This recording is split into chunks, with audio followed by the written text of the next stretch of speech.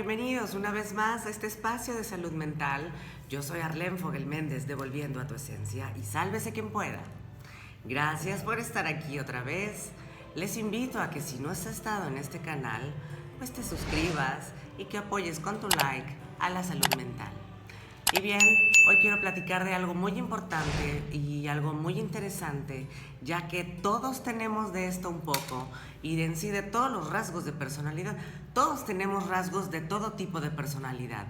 Me refiero a, por ejemplo, todos tenemos rasgos de neuroticismo, rasgos de histrionismo, rasgos de narcisismo, rasgos de histeria, rasgos de muchas cosas. Pero no por ser rasgos, esto quiere decir que ya se nos pueda encasillar en un tipo de personalidad específico.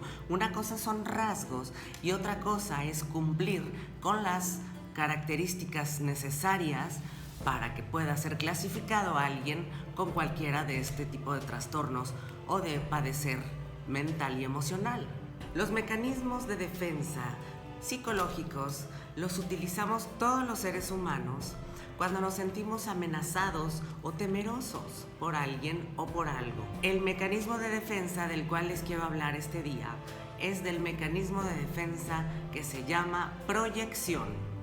La proyección, no sé si han escuchado antes, no te proyectes, pero hay mucha gente que no le queda claro este concepto, es por eso que quiero comentarlo. La gente que dice no te proyectes lo utiliza mal a veces cuando quiere decir no te emociones o no exageres quizá, pero no cumple con los requisitos psicológicos, digamos, que este concepto implica. La proyección es un mecanismo de defensa psicológico subconsciente que todas las personas utilizamos en diferentes ocasiones, en diferentes circunstancias, pero las personas que son narcisistas la utilizan como el pan de cada día, la utilizan como el aire que respiran y es una necesidad inclusive. Este mecanismo de defensa es cuando las personas atribuyen sus propios pensamientos, sus propios sentimientos y sus propios deseos cuando no les es cómodo, cuando no les agrada, cuando les hace sentir tristes, cuando les hace sentir frustrados, cuando les hace sentir enojados y se lo transfieren a otra persona. ¿Por qué ocurre esto? Bueno, porque son sentimientos no aceptados, no reconocidos, principalmente por ser muy juzgados. Por ejemplo, mi abuela acribilló a mi madre con la culpa tóxica a través de la religión.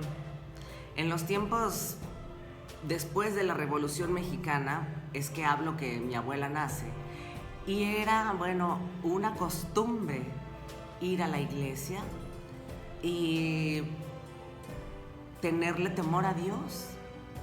Y las personas utilizaban esta herramienta abusiva para hacer que los hijos o cualquier otra persona, pero estoy hablando especialmente de las madres narcisistas, cómo utilizan este mecanismo con sus hijos para poderlos manipular y controlar mejor y ganar poder sobre ellos. Bueno, esta proyección consiste en atribuir los propios pensamientos a otra persona, ya que no nos es cómodo, nos hace sentir mal, nos hacen sentir distanciados de lo que es el amor real, los sentimientos que se acercan a Dios, en lugar de aceptarlos y de enfrentarlos personalmente, conociéndote a ti y sabiendo que tú eres todo eso que piensas, tú eres todo eso que deseas, aunque no esté bien visto.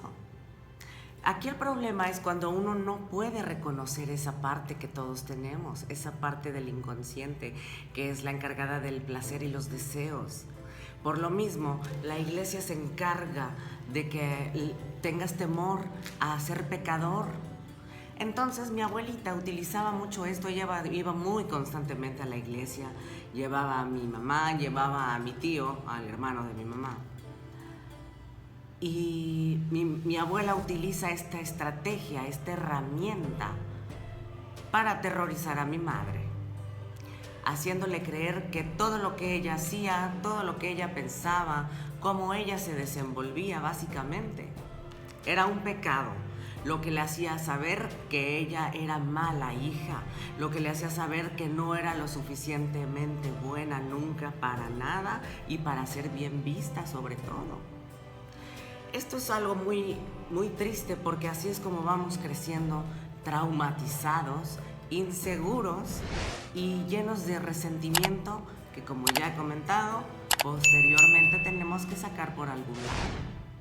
Generalmente se saca por la boca, humillando y ofendiendo a otros, pero también se manifiesta en enfermedades.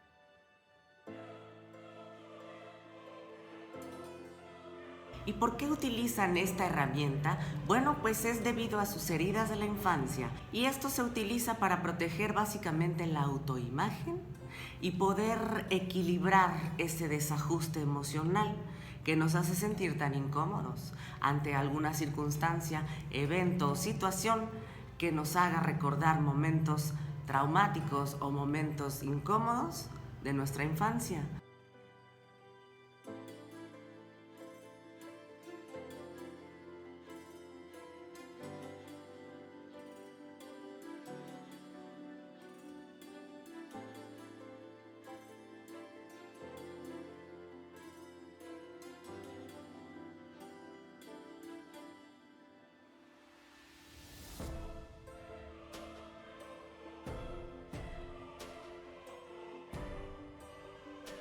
Como hay sentimientos que se sienten feos, una persona narcisista es especialista en no querer sentir.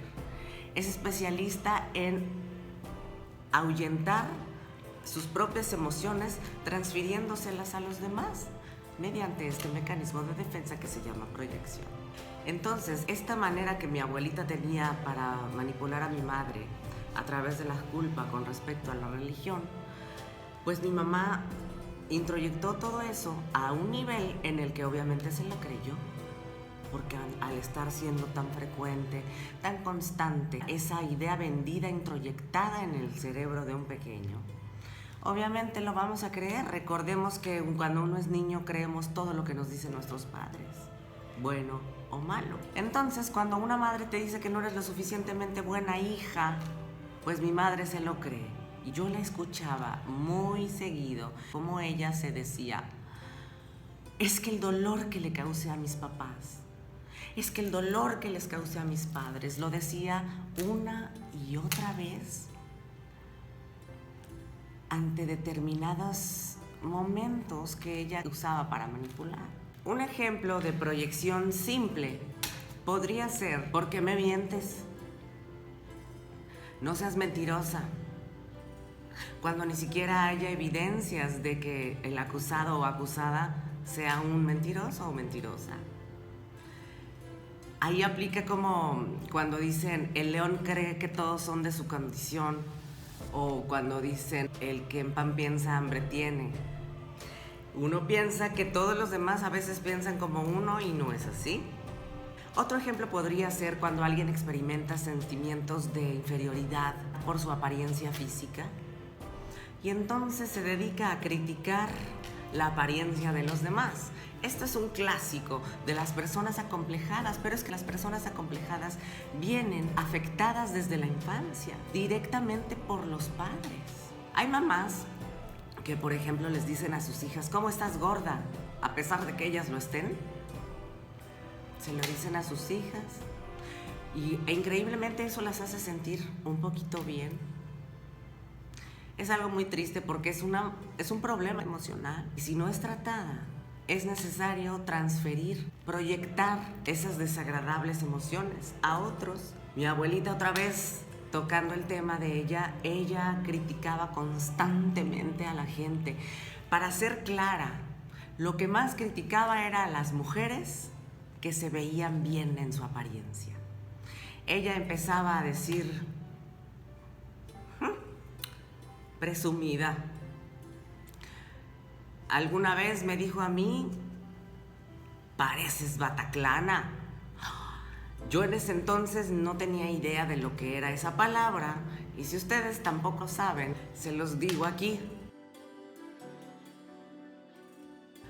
Entonces yo me quedé fría cuando busqué en el diccionario en ese entonces, tan solo por utilizar una blusa corta que se me asomaba así la piel del torso. Ella se sentía acomplejada de su imagen y entonces se dedicaba a criticar a los demás.